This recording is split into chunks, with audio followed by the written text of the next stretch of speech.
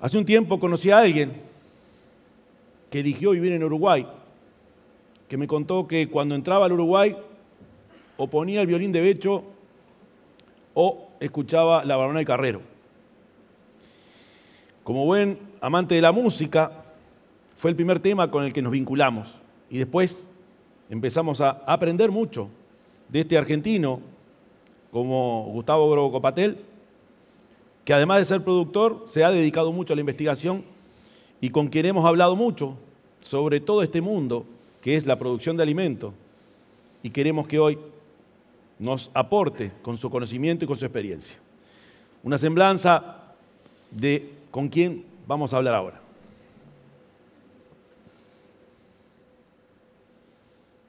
Es ingeniero agrónomo por la Facultad de Agronomía de la Universidad de Buenos Aires, donde también fue docente en manejo y conservación de suelos. Estudió sobre los sistemas de producción europeos y la agricultura en la Universidad de Iowa, Estados Unidos. Actualmente en Argentina, es miembro del Consejo Económico y Social de la Universidad Torcuato Di Tella, miembro del directorio de Endeavor y secretario de la Cámara Argentina de Biotecnología. En Brasil, es miembro del Consejo Internacional de la Fundación Don Cabral. Junto a Bioceres, desarrolló el trigo HB4, resistente a la sequía. Desde hace años, colabora activamente con su experiencia en países de África y Europa Oriental. Estas son algunas distinciones y reconocimientos que ha recibido. Premio Domingo Sarmiento, por sus aportes a la comunidad e instituciones otorgado por el Senado de la Nación Argentina. Premio Ingeniero Agrónomo José María Bustillo, por la Academia Nacional de Veterinaria y Agronomía.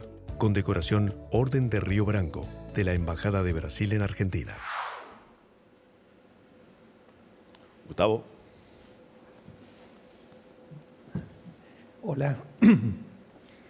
Buenas tardes, un gran gusto estar aquí, compartir con ustedes y con estos admirados compañeros de panel algunas reflexiones sobre el tema que nos toca. Pero para empezar a hablar sobre el presente y el futuro, me gustaría hacer una reflexión sobre de dónde venimos, qué fue lo que pasó en este tiempo. Y intentar, bueno, en el principio el hombre vivía para comer. Prácticamente el 100% del tiempo lo dedicaba a procurarse la comida. En una época se hizo agricultor y descubrió a partir de eso que podía ser más fácil el acceso a la comida, les empezó a sobrar más tiempo y dedicó ese tiempo para pensar y para desarrollar una vida en comunidad, una vida con otros, más organizada. El tema de la alimentación no es algo nuevo, en toda la historia de la humanidad estuvo esto presente, creó revoluciones, creó transformaciones, generó muchísimo dolor y angustias. En una época, el economista, un gran economista inglés, Malthus, había predecido una crisis o una catástrofe en el tema de alimentos, porque decía que la población iba a crecer en forma logarítmica, mientras que la alimentación iba a crecer en forma lineal. Felizmente no sucedió eso y lo que vemos ahí en las curvas es cómo crecieron las dos curvas de arriba, que son la producción de alimentos versus la curva roja, que es el crecimiento de la población. Es decir, que no solo no se cumplió lo que decía Malthus, sino que empezó a producirse cada vez más alimentos en un mundo donde la población crecía enormemente. Sin embargo, estas son las muertes producidas en distintas décadas por problemas vinculados con el hambre.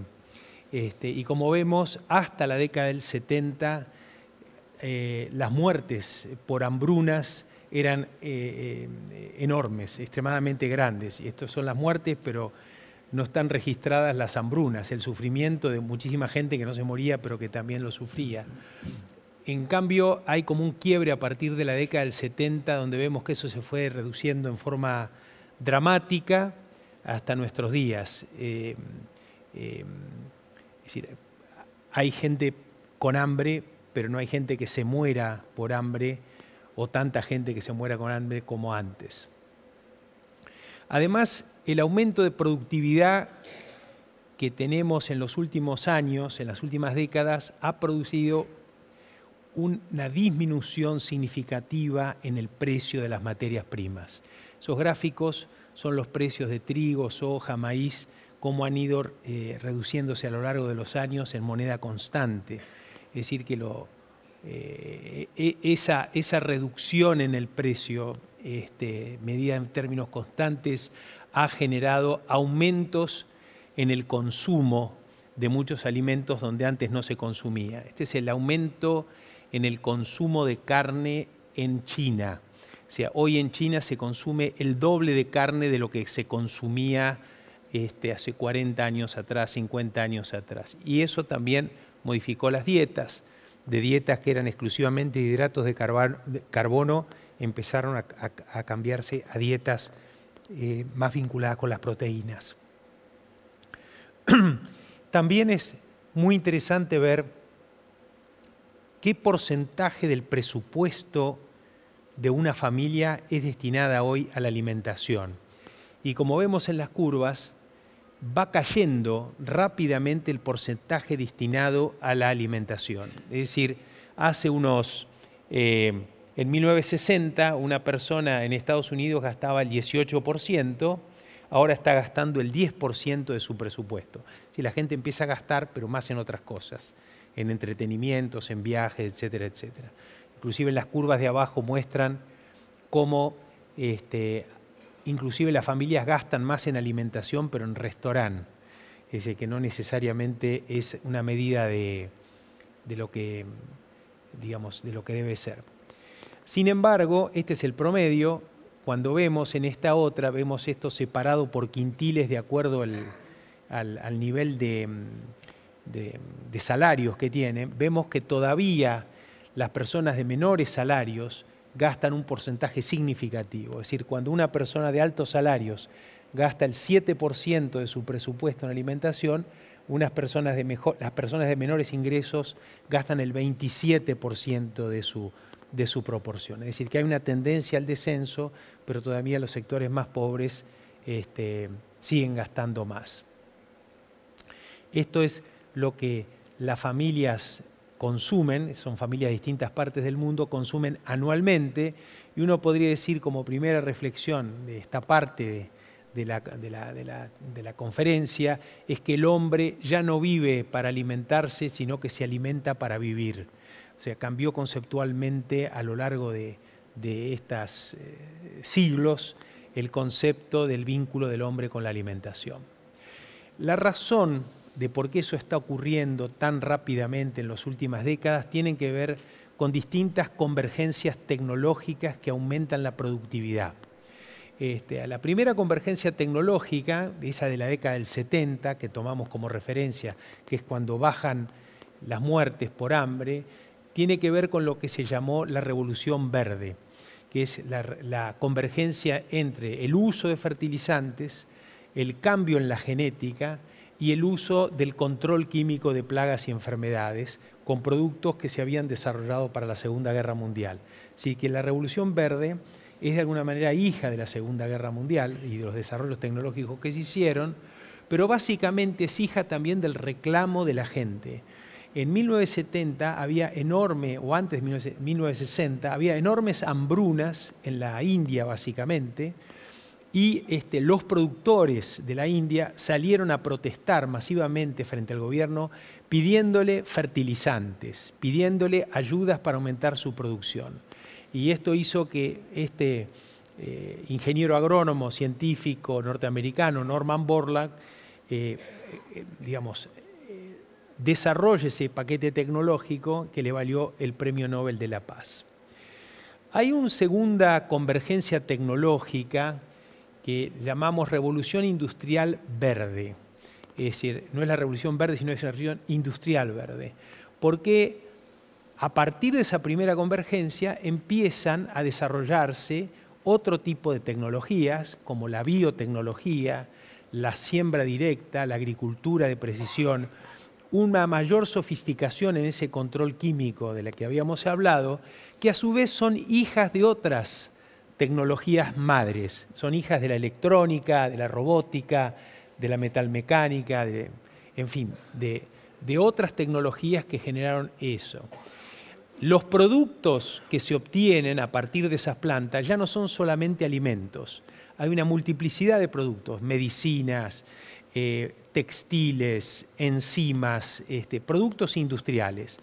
Entonces lo que decimos es que esas plantas, en este caso son una planta de soja y una planta de maíz, pero podríamos poner otro tipo de plantas, ya no solo producen alimentos, sino otros productos más vinculados con la industria.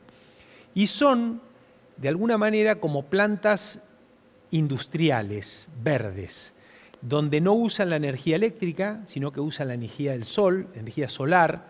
Las hojas son una especie de pantallas solares. Son fábricas que no emiten dióxido de carbono, al revés, lo absorben al dióxido de carbono.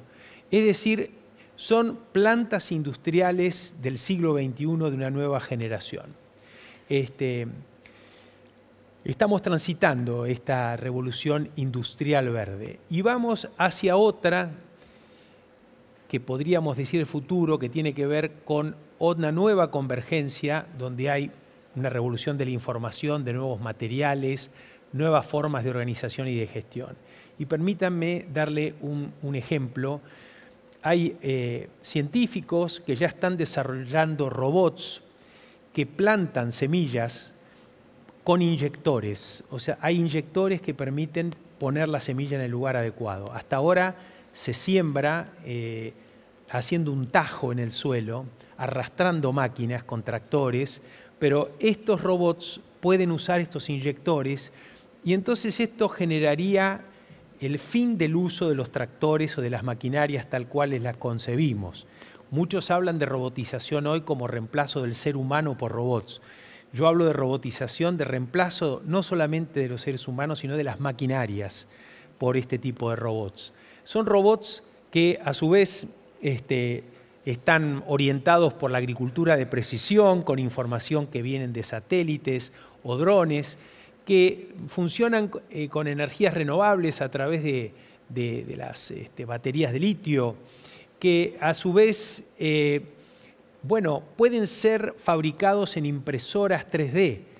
No se necesitan fábricas inmensas, sino que pueden ser diseñadas específicamente y desarrollados en un garage de una casa en cualquier lugar del mundo, que utilizan lo que llamamos las semillas listas para usar, que es como una especie de combo donde está la genética. Las semillas son como un depósito de chips, de información que permiten generar plantas de distinto tipo, pero a su vez van recubiertas por moléculas químicas, por organismos microbiológicos, por otro tipo de productos que le facilitan el nacimiento y el desarrollo, con una innovación que puede llegar a ser fundamental. ¿No? El aire que respiramos, el 70% es nitrógeno aproximadamente. Podríamos estar capturando el nitrógeno del aire y transformarlo a disponible para las plantas, y eso reduciría enormemente el precio de los fertilizantes y la eficiencia en el uso de los fertilizantes. Bueno, en fin, esto daría una agricultura mucho más eficiente, mucho más sustentable. Si le agregamos el control de insectos y plagas por productos físicos, reemplazando los químicos, podríamos hacer una agricultura mucho más, amigable con el medio ambiente. Hay que sumarle la uberización del transporte y la eficiencia en el transporte para bajar costos de transporte y mejorar su eficiencia.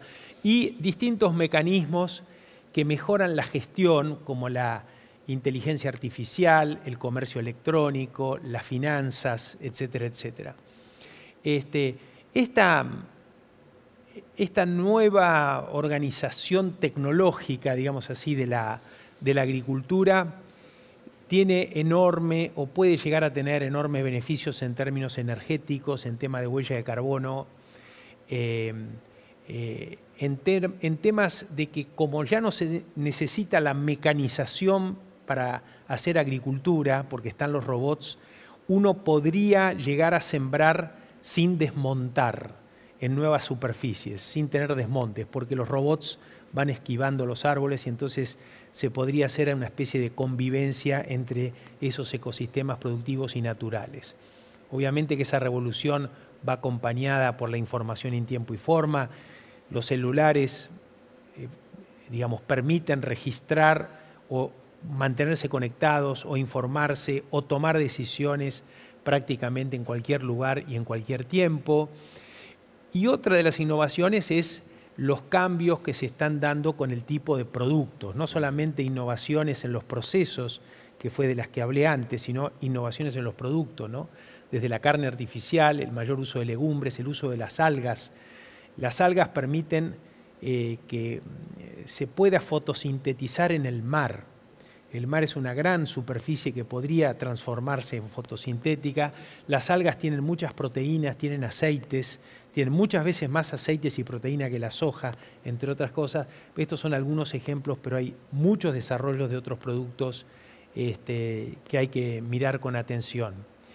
Esas transformaciones no solo son transformaciones de grandes extensiones de zonas productivas, sino que hay que pensar que esas transformaciones se dan en todos los lugares, en todas las geografías, desde montes naturales, la agricultura sin suelo como la hidroponía, es decir, que uno podría independizarse de la calidad del suelo y tener producción vegetal y hacer fotosíntesis en las ciudades o en cualquier lugar, digamos, inclusive menos aptos.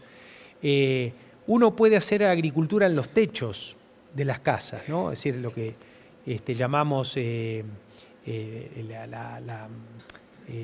agricultura urbana o periurbana. El de la derecha son campos de algas que usan agua de mar. Bueno, y hay casos, estos son edificios fotosintéticos. Es decir, hay arquitectos que están diseñando como una cuestión estética, pero también se podría pensar como una cuestión productiva, edificios que tienen tubos en donde hay en este caso algas y corre el agua y van produciendo distintos tipos de productos de utilidad para el consumo. El tema no es un tema solamente tecnológico, estuvimos hablando tecnológico, la forma de organizarse es una innovación muy importante que tiene que ver con la alimentación. Puede haber tecnología, puede producirse alimentos, pero puede haber hambre, como lo estabas mencionando, Yamandú, y en Argentina, por ejemplo, es un país que produce enorme cantidad de excedentes, sin embargo hay hambre. Entonces la innovación hay que verla en forma sistémica, no es un tema exclusivamente tecnológico y productivo. Tiene que ver con la organización. Y desafío a pensar en adelante que la sociedad ya no segmente entre grandes y chicos o ricos y pobres, sino entre los que saben organizarse y no saben organizarse. Que segmente entre los que se dan cuenta y los que no se dan cuenta. Distintas formas se han ido desarrollando en los últimos años. Cadenas de valores, redes, tercerización, calidad de la gestión y demás, y hay que seguir explorando en estas distintas formas de organización. Sin embargo, el costo, como se dijo al principio, ha sido enorme y sigue siendo enormes los desafíos que tenemos por delante. Desde el punto de vista ambiental, el tema de la deforestación, que hay que pararla, la degradación de suelos, ya hay prácticas como la siembra directa que permiten prácticamente revertir el proceso de degradación de suelos, el calentamiento global, la pérdida de biodiversidad, la contaminación del agua. O sea, un gran desafío tiene que ver con el medio ambiente. Segundo desafío tiene que ver con los hábitos de consumo, como ya se mencionaron. Este es un gráfico que habla, cuanto más verde hay más kilocalorías consumidas per cápita, pero es impresionante el crecimiento que ha habido en las kilocalorías consumidas. En 1960 un norteamericano usaba 2.7, ahora consume 3.5 per cápita, es decir, que consume prácticamente un 30-40% más de kilocalorías que las que consumía hace 40 años y son los mismos seres humanos. Eso tiene que ver con todo lo que va alrededor del alimento, los desperdicios y demás. El tercer tema son los desperdicios. Hay muchos trabajos, este es uno de ellos, pero en el fondo el concepto es que entre un 20 y un 30% de lo producido se desperdicia. Una parte se desperdicia en el proceso primario y otra parte se desperdicia en los procesos de distribución y procesamiento. Medio ambiente, hábitos de consumo, desperdicio de alimentos son los grandes desafíos que hay por delante. Para finalizar ya casi, ¿no? Estamos en una zona elegida. Es una región que, si uno lo ve en un mapa, es la zona más verde del mundo. Es la plataforma fotosintética más importante que tiene el mundo. Además hay paz.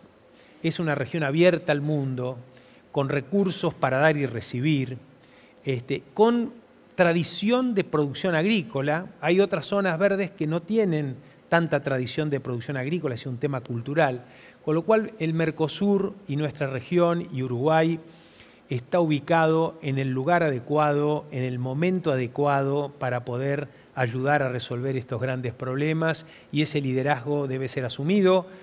Los liderazgos no es una bendición, los liderazgos son es un compromiso, es un desafío, es no es algo exclusivamente para que nos trae tranquilidad. El liderazgo nos trae responsabilidad.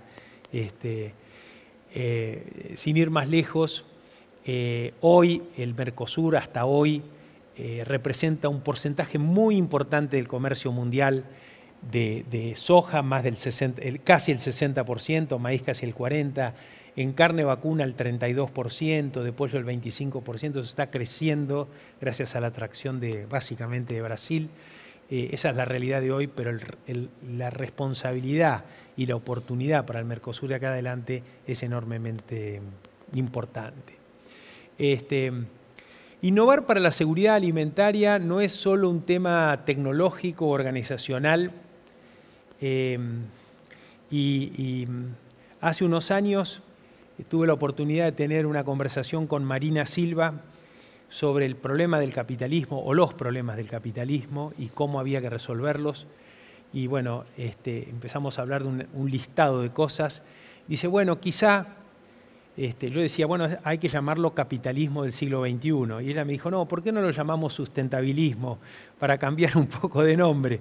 Pero bueno, llamémoslo como lo quieramos llamar. Es muy importante que este mundo que viene es un mundo de convergencia tecnológica, es un mundo que requiere un compromiso con el medio ambiente que hasta ahora no hemos tenido, es un mundo que requiere nuevas organizaciones. Yo hablo acá de la empresa porosa. La empresa porosa es una empresa que se deja impactar por la sociedad y que impacta por la sociedad, que tiene límites difusos, ¿no es cierto?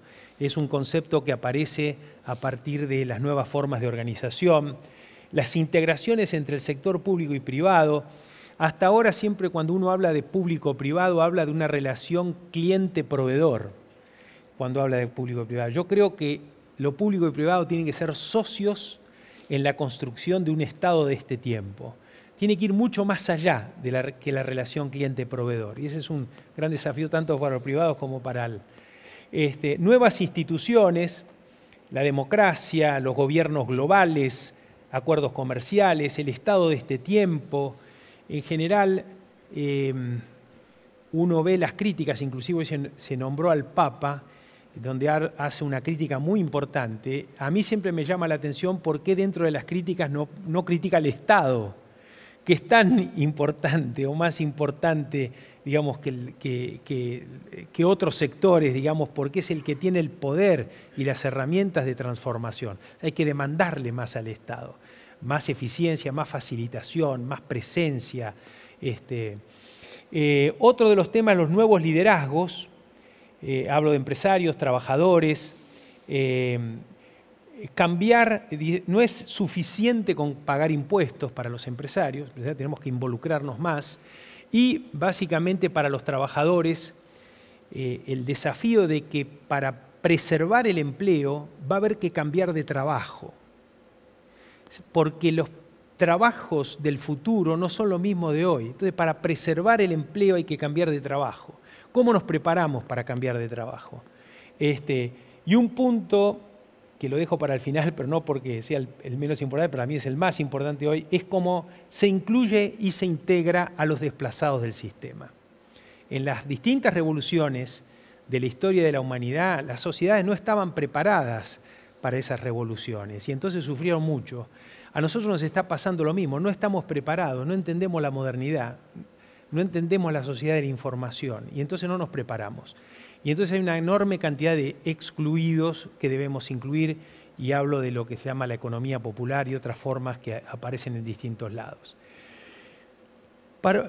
Lo último, ¿para qué? ¿Para qué hacemos todo eso? ¿Cuál es el propósito de todos estos desarrollos, reflexiones y demás?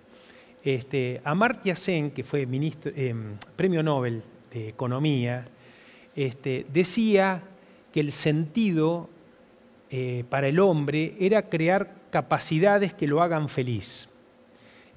¿Cuáles son esas capacidades que lo hacen feliz? Bueno, por ejemplo, ser libre, por ejemplo, ser autónomo, por ejemplo, ser empleable, ser emprendedor, ser solidario, ser saludable.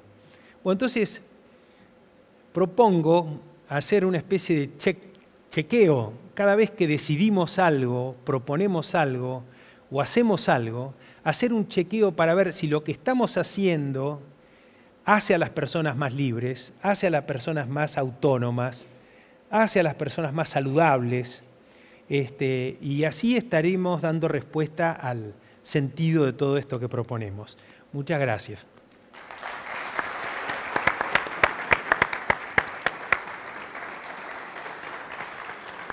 Gracias, Gustavo.